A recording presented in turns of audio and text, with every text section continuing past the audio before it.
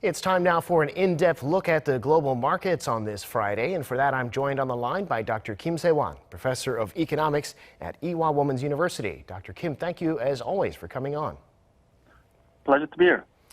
Well, we've recently seen Korean retail investors taking massive losses on derivative products connected to bonds in other countries like the UK, the US, and Germany. It seems like maybe they thought they were buying the actual bonds from those countries. Now, the Financial Supervisory Service is investigating.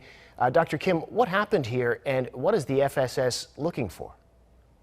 The fundamental issue in this financial derivatives sale is so-called mis-selling that doesn't provide enough information on the risk included in the financial asset.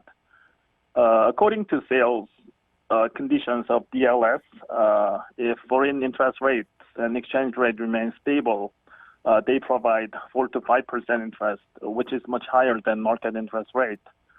But the problem is otherwise investors lose the principal up to 100%. So even though there are lots of complaints from investors, it is not easy to uncover the banks in irresponsible sales for FSS.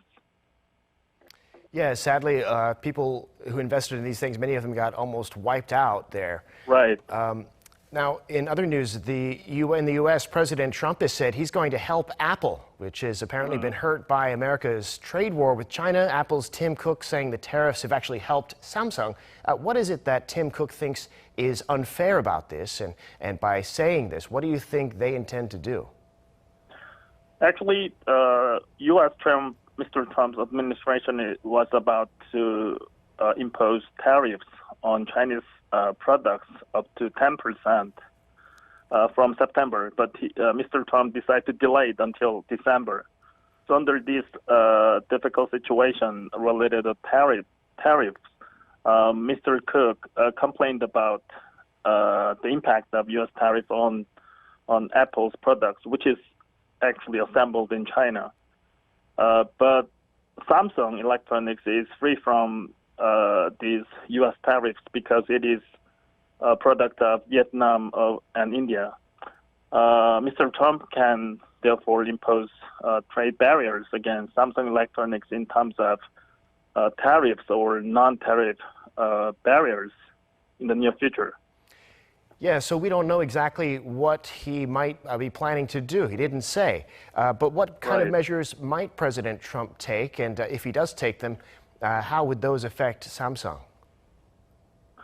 Well, as we talked about, Mr. Trump administration can impose many different kinds of barriers on Samsung Electronics products. But I think Mr. Trump will be very cautious on restricting Samsung because Samsung Electronics is one of the largest foreign investors to United States.